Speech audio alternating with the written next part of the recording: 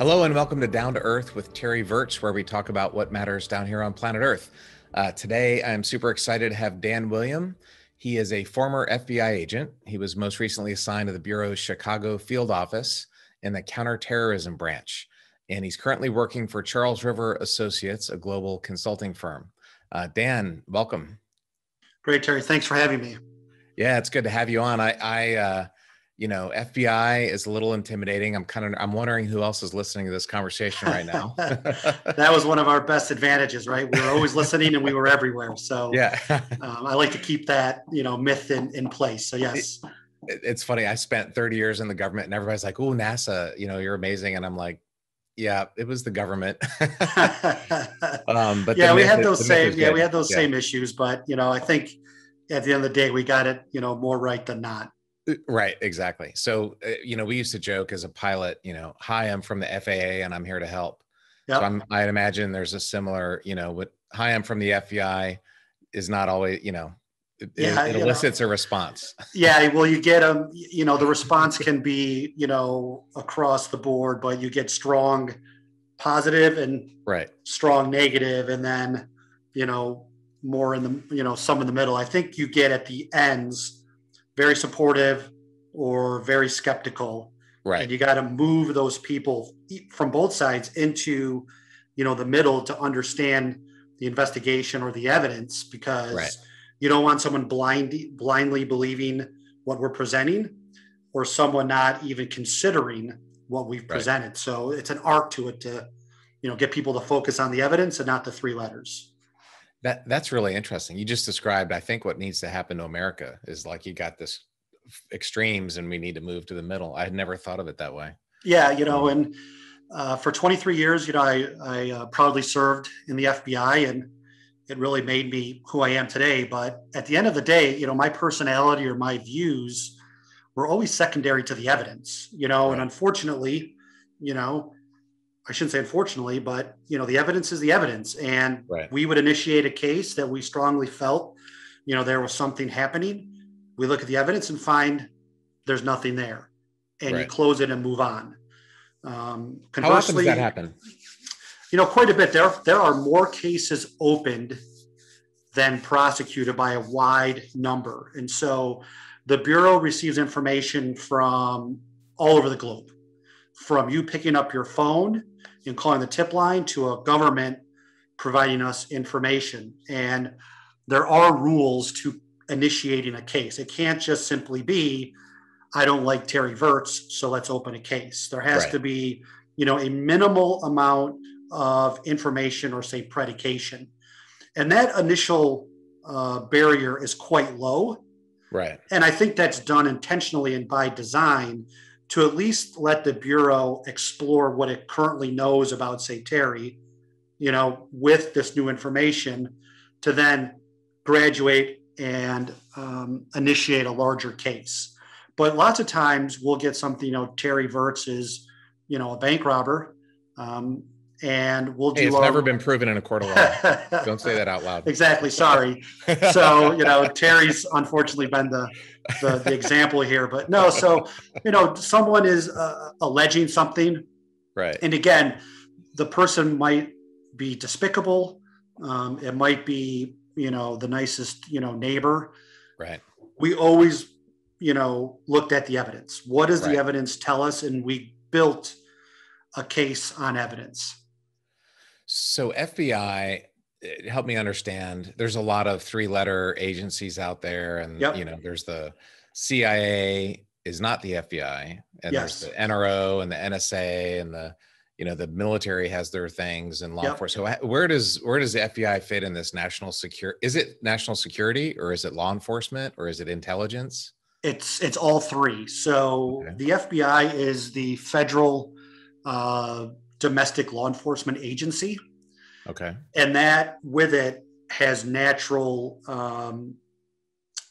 additions. So, we are the lead domestic crime fighting organization, but within that, there is intelligence that we use to understand threats and trends. We do work with, I believe when I left the Bureau, there were 19 intelligence partners, with the FBI being one of them, where we all shared information to understand what's happening both domestically and abroad. But if you really want to draw a distinct line between the FBI and the CIA, which seem to be interchanged quite a bit if you watch movies, is that the Bureau investigates U.S. interests on U.S. soil and helps law enforcement partners across the globe with either a U.S.-based case, or we provide that government with information to help them, while the CIA does everything abroad. They do have local, offices that gather, information from the other intelligence agencies. The CIA does not operate on U.S. soil without coordination with the Bureau. And so, it's not they're doing their thing and we're doing our thing. We do at the day-to-day level, but there's much coordination and there are two distinct roles. And so the agency, CIA, is overseas gathering information on behalf of the U.S. government based on their policies and initiatives. And the FBI is investigating criminal conduct both on U.S. soil and abroad. And so we work together. You'll always see the bickering or the alleged, distrust between the two organizations. My experience have always been positive with the agency, dedicated, hardworking folks. And I think there's always, at least even I've seen it, where if you don't understand the roles of what they're trying to accomplish and what we're trying to accomplish, then there are disagreements. Right. But, we are one piece of a larger intelligence community. And, it definitely fuels, our case generation and what we look for in the ways of trends and analysis. That's really interesting. I can see, just having spent a lot of time in the government myself, the interagency rivalry and who's getting what budget and who gets what credit. But at the end of the day, at the worker level, Mike was always like, let's just get the mission done. We're on the same team. Absolutely. And that was my experience. I worked with, other law enforcement agencies, Secret Service, DEA, you name it. And my peers were always mission first, case first. Let's get, the job done. Let's gather the evidence.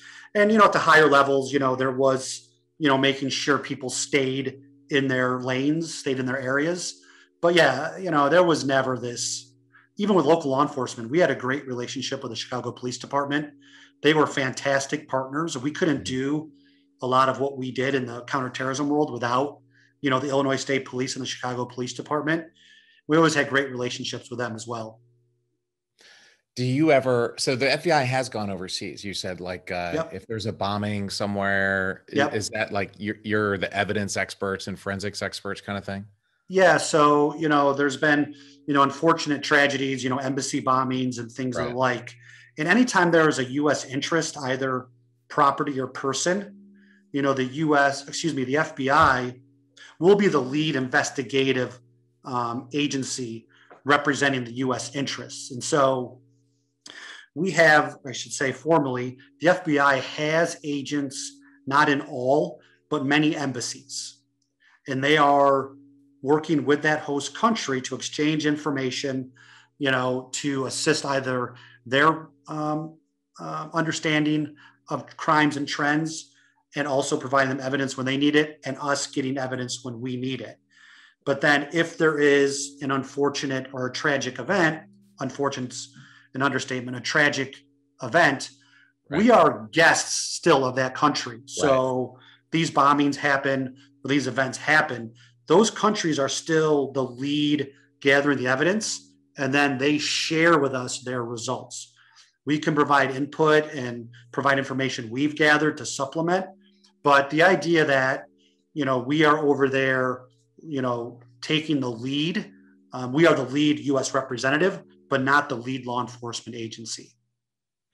Interesting. So you just made me think, the world has become this global place, and it used to be nations, but now there's these, non-nation state actors and all these big hacking things happening. Who knows? Is it the Russian government? Is it some teenager in Iceland? So I would imagine that law enforcement and the FBI has had to merge. You're not just the cops. You're also doing intelligence. There's finance. There's a lot of different parts. Yeah. So, we had always historically have done that, Right. but, I've always characterized the Bureau, and I'm sure there are previous, changes in culture in the Bureau. I experienced maybe the most significant one. I was an agent pre 9/11. Right. 9/11 happens and the Bureau went through dramatic Right. internal changes. Right. It couldn't be a reactive posture, which the Bureau had for a long time. And I use that bank robbery example again here. If the bank, when the bank was robbed, the FBI would go investigate to find who did it. Right. Okay. And a bank robbery does not have the same impact as a 9/11. Of course. But Yeah. again, we could not, after 9/11, wait for these huge events or these tragic events happen and then investigate. We had to use intelligence, be proactive, look at risk, look at where we know what we're doing or not know we're doing, what we have a good understanding of, what we need to get a better understanding of, and push resources towards that because we want to be ahead of these events. And the counterterrorism branch, I think, was the leader in that because 9/11 was a terrorist event. Congress, the president, the country as a whole mandated that we don't let these things happen and investigate. We stop them before they happen. Yeah. And so during my career, which started, previous to 9/11, I was working white collar. That was my background, public corruption. 9/11 happened and it was a call to arms. Right. And my world, which I thought was very important, which it is, shrunk overnight to say, wow, there are bigger issues out there in the world that I want to be a part of. Right. And so it wasn't difficult. I raised my hand and said, I'd like to join the counterterrorism mission of the Bureau. And I was there for, almost 20 years. Right. And everything we did post 9/11 was preventative. We still needed evidence. The cases, the style changed a bit, but it was always evidence-based that we used to apprehend a subject before they committed their act of violence. It sounds like the Tom Cruise movie. You were in the Department of Pre-Crime. Yeah. Yeah. We didn't have, we didn't have, fortune tellers. Right. We still had to use, and that's the interesting part of this. We still needed the evidence. So, right. From an outsider's point of view, everyone is pretty much conditioned to say something happened, we solved the crime. Okay. Right. In these counterterrorism cases, we had to build a lot more evidence to show the person's mindset and commitment to commit an act of violence. Right. And we would gather their intent, their capability of doing it. And so much so, there were several cases where we accompanied the bad guy to the place where they wanted to do an improvised device, have a device in their car and explode that device in a populated area. We would take them up to the point where they were at the scene ready to commit the act, and we would arrest them. And then nab them. Huh. Yep. And were they surprised? Did you ever do that? Did you ever get surprised? Of course. So, we had many, many cases. Chicago, surprisingly, any large city, but Chicago had surprisingly many counterterrorism cases, including, direct connections to the Mumbai attack in 2007, where two of the primary planners were in Chicago. And so David Headley and Dr. Rana were indicted for material support to terrorism and conspiracy to commit acts of violence in regards to the Mumbai attack, where I believe 206 people were killed, and don't hold me to it, but 6 to 8 Americans. And that was, a case that, really started with a lead from the British Intelligence Service saying, here's some information you should take a look at. And then we come to find out that we have 2 people tied to a terrorist group known as Lashkar-Taiba that helped, in that Mumbai attack. And then David Headley had planned to continue his planning by targeting a reporter in Scandinavia that was critical of the Muslim faith. And so, there were many instances, and we would use undercovers like you see traditionally in a drug conspiracy, where we have an undercover agent with the subjects. And we were always very sensitive and aware of this. They would always be, I'll say, along for the ride. They never said, hey, let's go do this, or how about this? All the ideas and the motivation had to come from the subjects. And we had, undercovers that would capture that information and really be the denier in the room. We would always, say, and these agents were, and I never did this work because it's an all-encompassing work where you're bouncing all over the place, meeting with different people under assumed names and personas. And it's always interesting that, we were always like, are you sure you want to do this? Is this the best thing to do? And we would have evidence where the subject would say, we're doing this, here's how we're going to do it, and we were always sort of the doubters or the naysayers in the room to generate compelling evidence that this wasn't a government initiated thought. Right. It was always the subjects who wanted to do this. Right. And we're not leading them. We were skillful enough to get in the room, and that was it.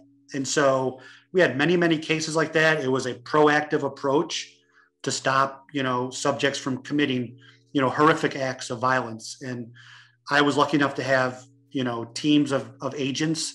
I supervised one of the counterterrorism squads in Chicago, and we were quite active in this arena.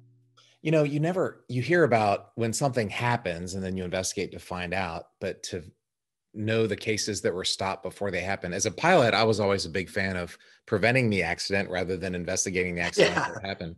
Yeah. But you never hear these stories. What do they call the undercover? Is NOC the term for that, non-official cover? I think that is an agency term. That's in the agency, yeah. Yeah, it was being the CIA. Yeah, yep. And that was an undercover employee. That's what, the Bureau would use. And there was a rigorous process of, vetting agents who could, play a role and not deviate from their background or give up who they were under pressure. And again, they were never committing crimes. We never put an agent, or an agent would just walk away. It wasn't in the movies where you have to try this illicit drug, the crack, nothing like that. We were always, and there was layer upon layer of review and approval, and ultimately the undercover employee could just say, this is not a comfortable situation, I'm not going to do it. And so, this wasn't rough shot, Donnie Brasco movie type stuff, because you have, people's lives in the balance should, they be found out to be something they're not. Absolutely. But so with all due respect, if we were in a room and I looked at you, I would think, yeah, Dan, it might be an FBI agent. And if you looked at me, you could probably think, well, Terry might be an FBI agent. And I know there are female agents, but the ones that I know look like they're female FBI agents, right? Yeah. So if you're going to infiltrate a Muslim organization or Mexican drug dealers or whatever, your hiring pool has to expand, I would think. Yeah, and the Bureau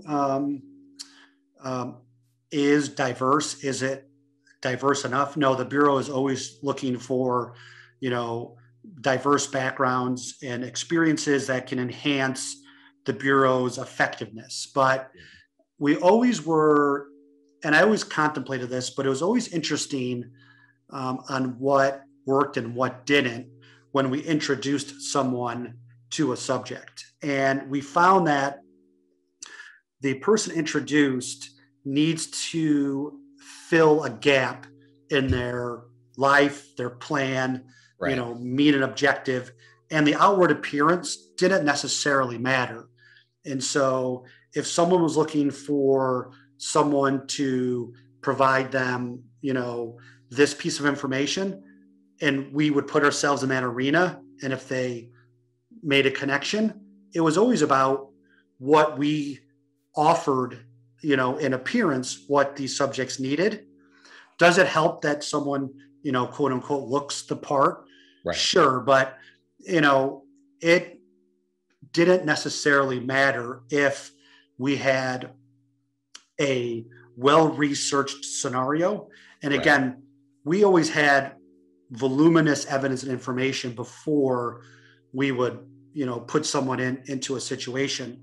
It wasn't, let's put someone out there and see what we find. That's fishing. Right. Yeah, that we never fished. That right. was never, in my experiences, never. It was always, we had a tremendous amount of information that we knew these folks were serious and legitimate. Then we would see if we could introduce someone. But there wasn't, these, seated, people around, because that violates not only bureau policy, but the Constitution, which we're, as an organization, held to. And so I couldn't be on this call with you and try to elicit, information from you and then turn it into a case, just as a mere, chance that you and I have met. There's a compelling set of evidence, and it usually takes quite a bit of time before someone is introduced to the scenario. That's interesting.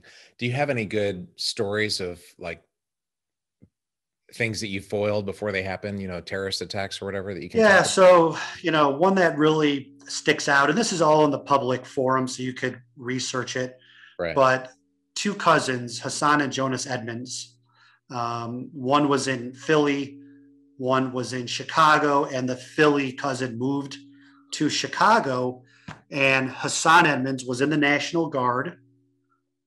Jonas Edmonds was a convicted felon, and while in prison, he gravitated towards a radical belief system, and the two of them, conspired to use Hassan's role in the National Guard to go to the Joliet National Guard Station during, what's the term now? I forgot.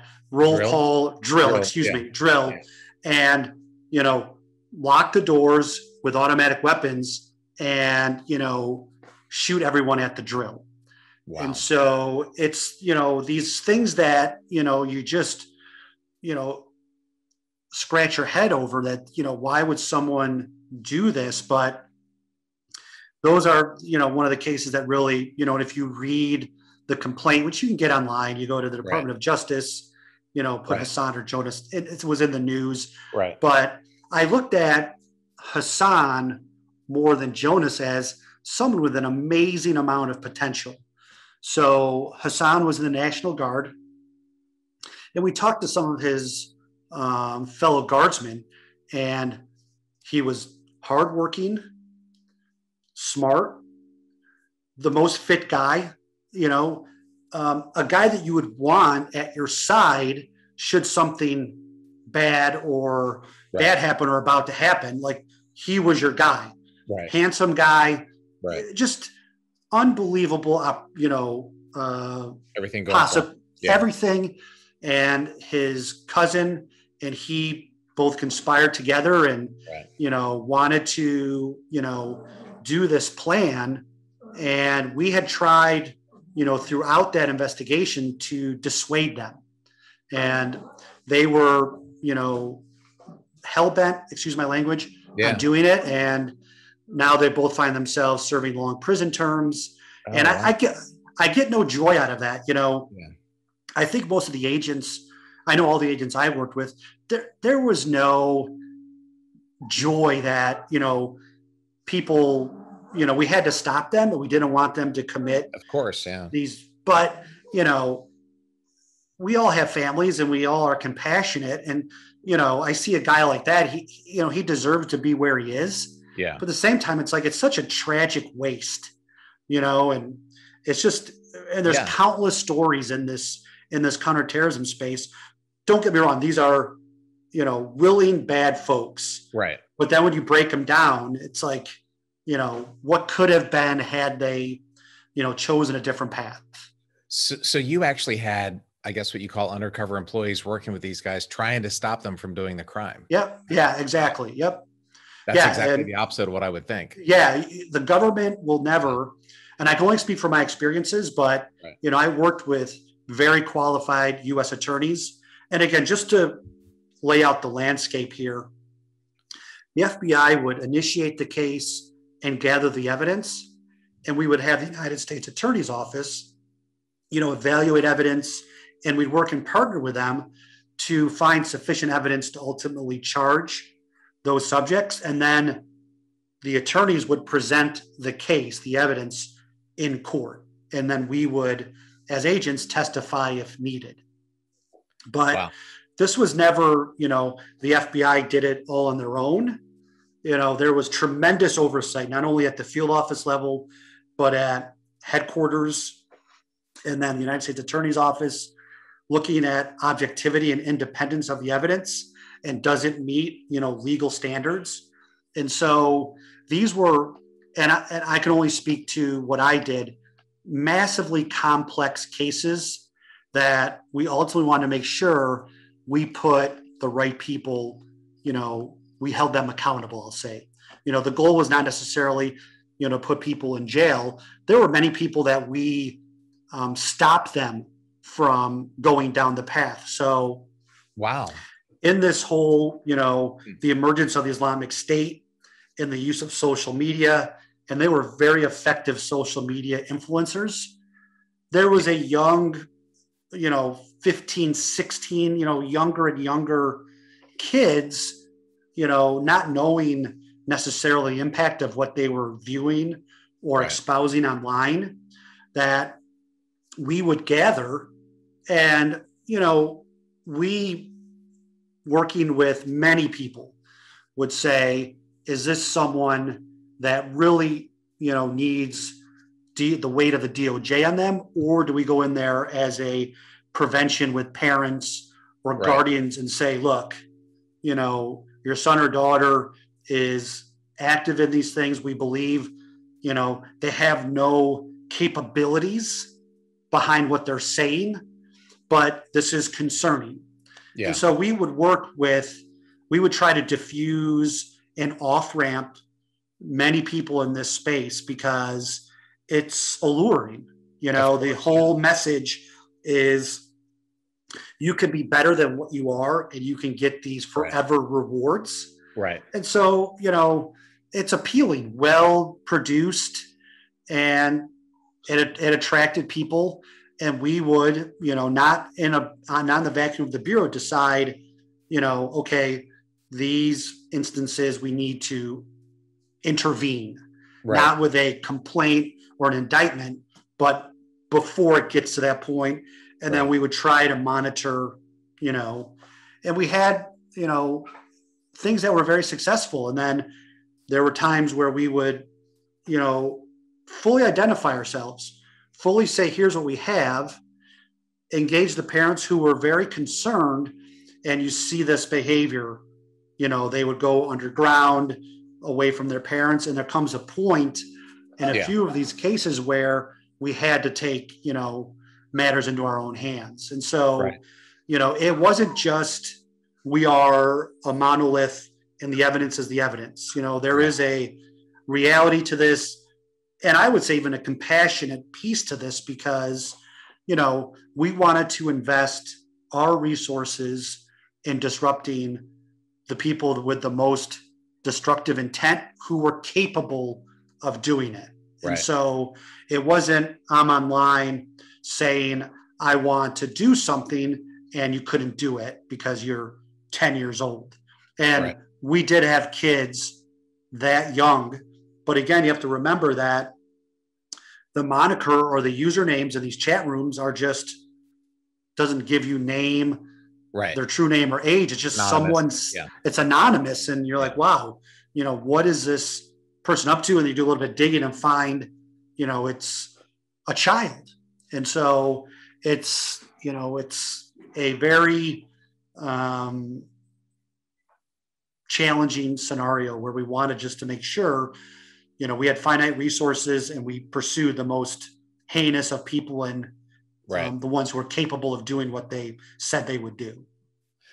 So it sounds like a lot of your experience was with post 9/11, the radical Islamic terrorists, that crowd. And now there's this white supremacist wave that seems to be out there. Yep.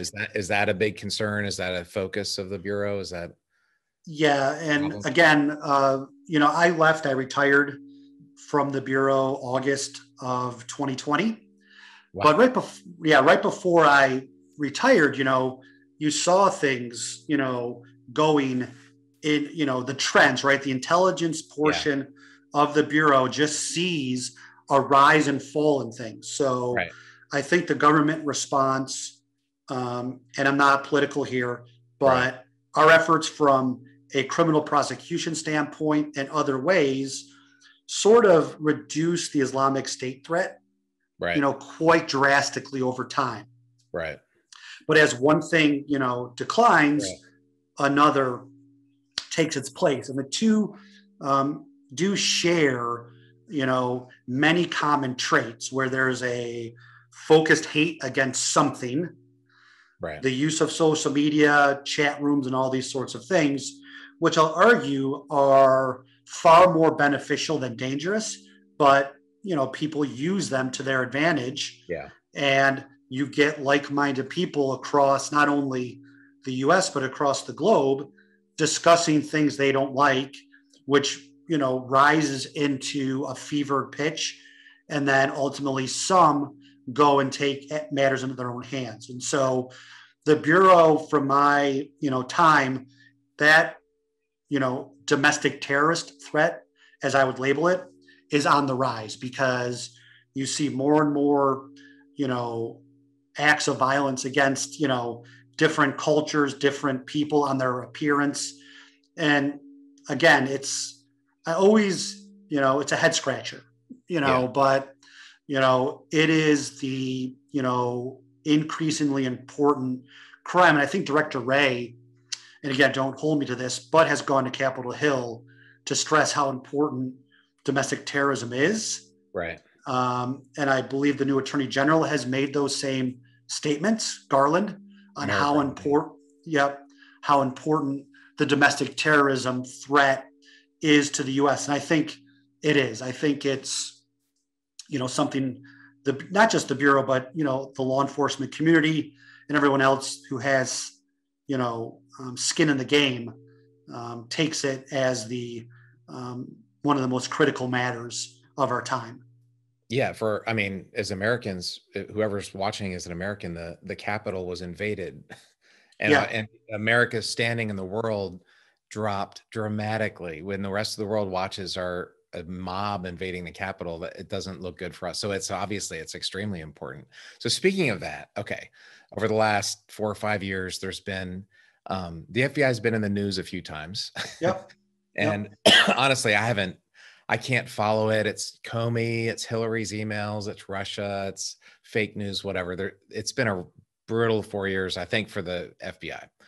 And I think institutions like the FBI and Department of Justice and lots of others are really important. Like, Americans need to have faith and trust in that.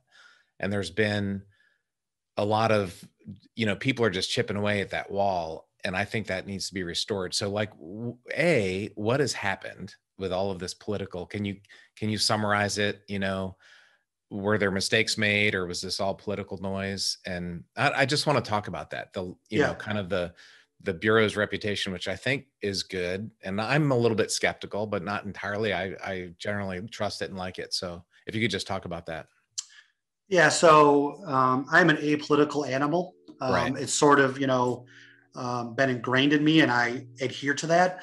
I never worked any of those matters. I was focused on the counterterrorism matter, but, there is the Inspector General report on the Crossfire Hurricane investigation that was looking. The Crossfire Hurricane investigation was looking at all of those things you mentioned. Russian election interference, primarily that. And then it led into other areas. And so I had no direct involvement. And those investigations are, again, the Bureau does everything in a need-to-know basis. And since I wasn't a member of that investigative team, I was just like you. I learned of things as they became public. And I think that's the best way for the Bureau to fully investigate these cases without, leaks or people influencing, the investigation. And so, what I can say is that, the use of techniques in that case were done in accordance with policies as they were set. And I know if you read the IG's report, the Bureau made mistakes, but they weren't mistakes that impacted the probable cause or the justification to do the investigation as we did it. And so I'll always stand by the agents. We always do things with integrity. We always do things, with the knowledge we have. And of course, mistakes were made and those people were held accountable. But, I hope that, through this conversation and you read, the good work, law enforcement does and what the Bureau does, we always try to do things, with the information given in the moment they're occurring. And can there be hindsight? Can there be retrospective review? Absolutely. And I always encouraged it. We would always, whitewash and debrief and learn as we go through these things. Like, what could we have done better? What did we miss? But, at the end of the day, and I was, the supervisors I worked with, the branch I worked under, the SAC, who was the top guy in Chicago, we always held our integrity out first. And if something, didn't meet policy, it was ignored. Also, if we gathered, again, an important note here is, if we are conducting an investigation and we find information contrary or helpful to the subjects, in the case, that was included in the case, that was not ignored.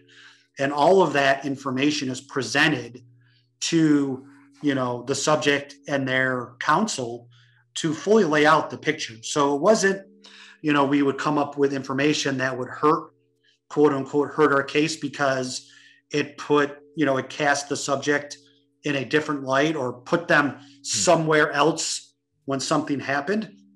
Nope, that was part of the case and, not to be, forgotten or eliminated. And so in that Crossfire Hurricane case, everything was presented and, could there have been follow-ups and other things done? Of course. But as I read it, and I'm an outside observer to this, even though I was in the organization, the IG, the Inspector General, does ultimately say the probable cause, which to me is the tipping point. Right. If we did something, got a court order that didn't have the probable cause standard met, that's a severe issue. Right. If that wasn't the case, as I read the IG report, right. Were there mistakes? Should there have been some follow-ups? Sure. But at the end of the day, that case was done within the context of Bureau policy. Now, Bureau policy, I believe, has changed, but it was still, the overarching, U.S. Constitution, it adhered to those, laws as they were written. I hear your dog, by the way. Yeah. Feel free to show us. I just had an interview with the CEO of Guide Dogs for the Blind, so I'm a big dog guy myself. Yeah. This is Charlie. This is Charlie. He's, awesome. He's 13 weeks old. He's a Cavalier King Charles, probably the sweetest dog on the planet. But he sleeps for a long time, then he gets rambunctious. So he's tired of the podcast. He's a bit rambunctious at the moment, but he's good. That's awesome. Well, thanks for clearing it up. And I'm just a fighter pilot. I'm not a, law enforcement guy, but it just seems like the best course of action would be for the president to not completely try to destroy confidence in really important institutions. And to acknowledge that, Russia's messing with our elections and they had an interest in one candidate winning and they did what they could to get him. I actually had my Twitter account, it wasn't hacked, but I was imitated. There still are multiple astronaut Terry Virts accounts that are fake, and they were promoting Trump aggressively. And now there's several that are reaching out to people. They're like reaching out to women, and it's not me. And there's just a lot of hacking going on social media. And it's a reality that we need to get to. But at the end of the day, the president shouldn't be destroying confidence in these important institutions. I think that's really dangerous. That's the real problem. Yeah, and again, I'm not going to comment on that, but I think, and honestly, what we did at the investigative level was so far removed from any of those political, arguments or political leanings. Again, if we initiated a case based on Bureau policy and met those standards, we would work the case without, influence. Right. I never had anyone, come to me say, let's do this or not do that. Right. I just never personally had that experience. We worked these cases and took them to their rightful conclusions. And I'll say, in my career, if I had to give it, a percentage, and again, this is just, back of the cocktail napkin calculation, but, 90+% of the cases we initiated, maybe even higher, never resulted in any criminal, indictment. It got resolved either as unfounded. We opened the case, there was no merit to those allegations, or we interceded on behalf of the subject to tell them to stop doing what they're doing. Right. There might have been some other way where, it was an adult and we tried with, poignant direct interviews of the person to say, look, you're going down a very destructive path. Wow. And, the Bureau coming into someone's world is, probably, I know it is shocking, even for someone who's, maybe not a fan. It's, very alarming. And so you can sort of, get someone's attention and make them aware of what, hey, you're going to end up in a very unfortunate spot. That was another way to, disrupt, and then ultimately, there was the ones that we, had no choice but to, indict with the help of our U.S. attorney. No, for sure. I mean, that's amazing. I'm glad to hear that you did that. I didn't realize that you could have an intervention. I just thought you just tried to go 100% trying to throw people in jail. So that's and that's just, it's, and again, you could spend, and there's been books written on it, and we always had to decide, or not decide, but look at the evidence. And I've said this, I think, several times already, who's saying they would like to do something violent versus just merely saying with no capability or desire, versus those that not only say it, but then want to do it. Right. And we had no interest, to those folks that maybe are misguided, to bring them, to bring them down. To justice. There is that, fifth column, where it was most challenging was the agitators, right? The ones that told others to do something and provided them comfort and support. Those folks, we had to deal with, and we found those to be challenging because, everyone has their First Amendment rights, and you can dislike the government, you can dislike the FBI, you can not like a policy, but, I think the line has been drawn as, peaceful protests of these things versus I'm going to, harm a politician or a law enforcement officer or someone who's of a different race because they encapsulate something I dislike. Those are the ones that, the influencers, of hate and violence are, I think are very concerning. Right. For sure. So, along this line of work, there's a TV show. It's one of my favorite TV shows called The Americans. Have you seen that? I haven't. I know of it, but I haven't, watched a lot of it. And I think as you and I chatted before this, I try to take a break from when I was in the Bureau from this Right. world, Right. and watch some other things. But no, I know the show. Yeah, I don't watch astronaut shows like we were talking about. So I love it's a show. It's set in the 80s in Reagan's America. They live in Northern Virginia, which I grew up there. I grew up in on the Maryland side of DC. So it's right where I grew up. It's right when I grew up. And it's about these two KGB spies that came over to America in the 60s and started a family, Philip and Elizabeth Jennings, and they've got two teenagers. They're a perfect American couple, except for their KGB spies, at night. Yeah. And their next door neighbor is an FBI agent, Stan Beeman. Okay. So, and his job, he works in your branch. He works in the counterterrorism branch. Okay, interesting. And, yeah. So it was a great show. It went on for 7 seasons, and I think it was based in reality. There was like a Canadian couple where the Soviets would send over spies to be normal people. So anyway, so I just was wondering what you thought of that, or if you had any experience like that. I believe something along those lines that, happened. God, I lose track of time here. I would say 5 years ago or so, where there was, embedded Russian assets in the U.S. And one of them was an attractive female who ultimately got indicted as part of this ring. And I think the U.S., exchanged her for, I don't know if there were other, Right. either U.S. detained or ally countries who had folks detained, and did a swap. Yeah. And, it's grounded in reality, right? The best cover is legitimate cover. And, the greatest thing about the U.S. is, you can really go about your day. And we talked, jokingly about this earlier. The Bureau is not everywhere. We are not all knowing and all powerful. It's not the powerful Oz here.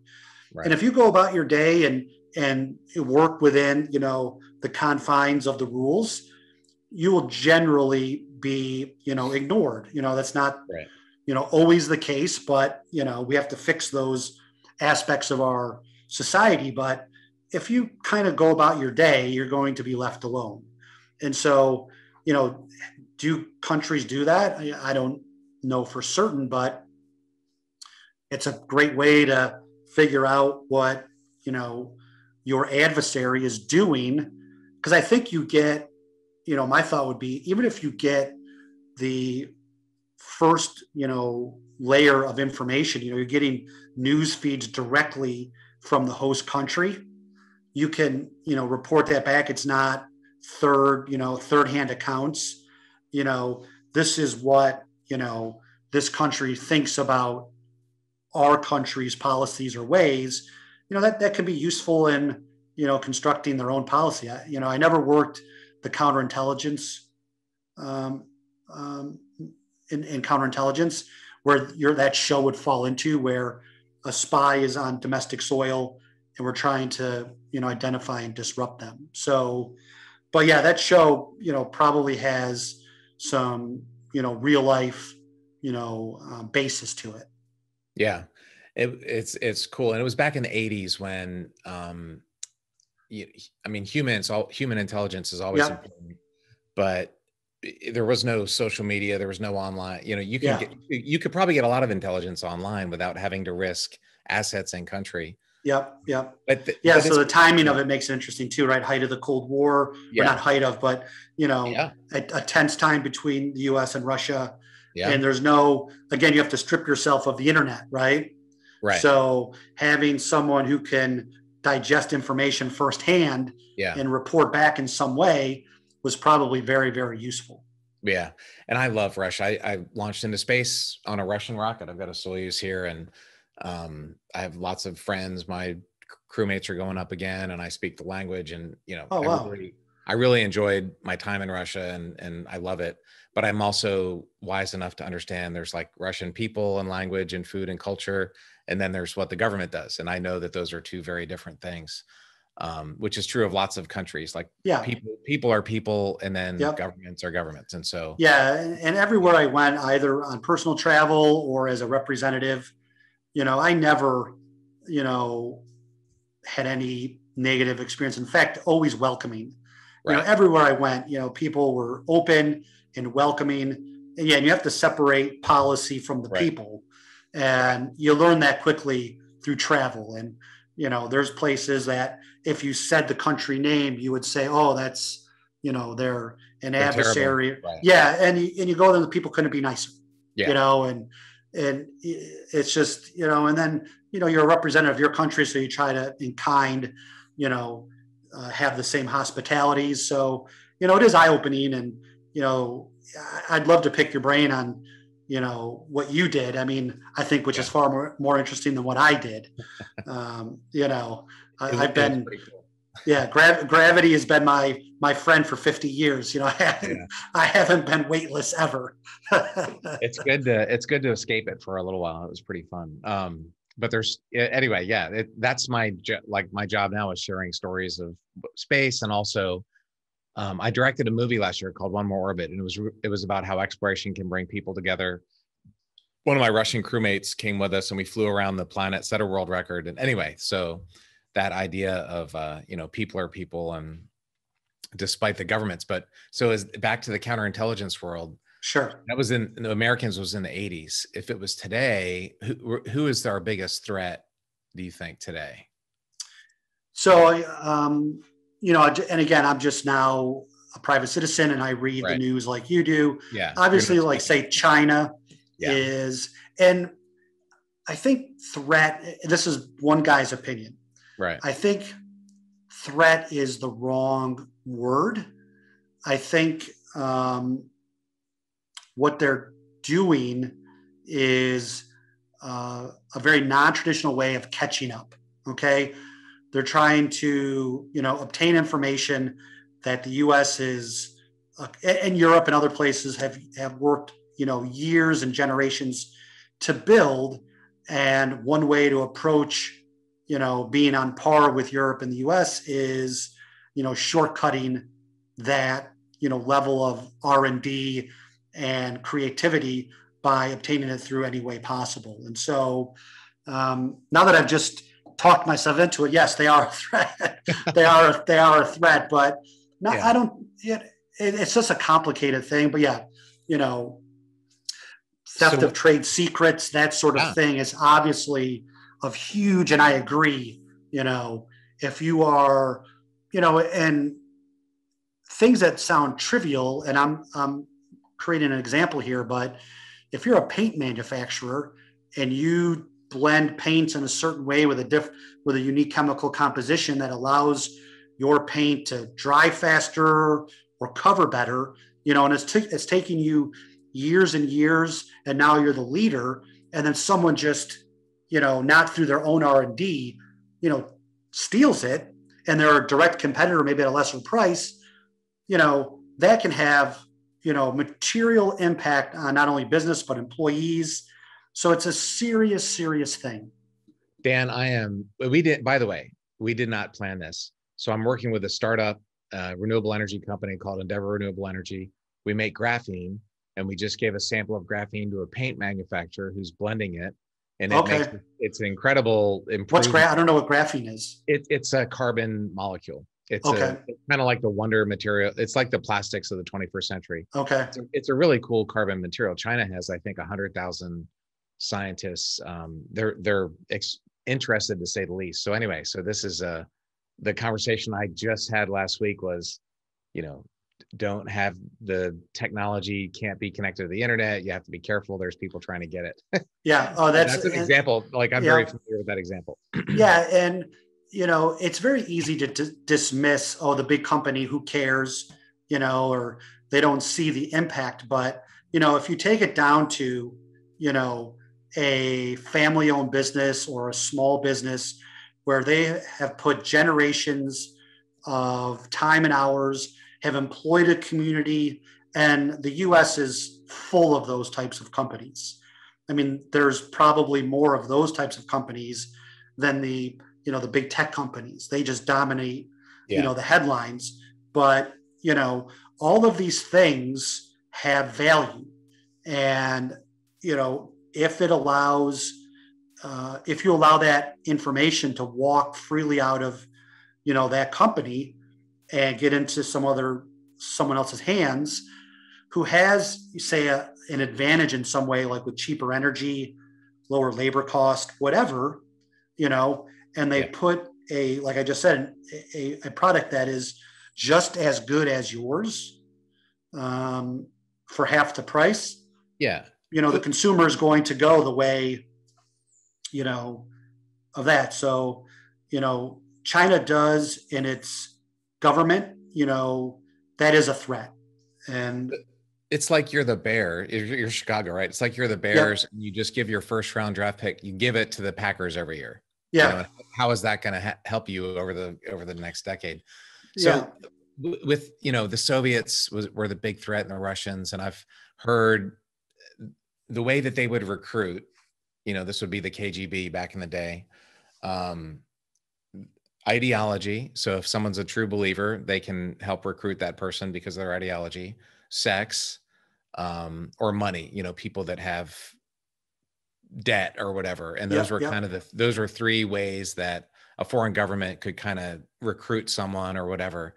So if I don't want to bash China too much, but if China's a threat today, or, there's other countries that are threats, what can someone who's watching this podcast, maybe they work at a tech company, a biomedical chip, whatever, like what kind of things should they watch out for as a counterintelligence FBI expert? What warning flags that most people may not think?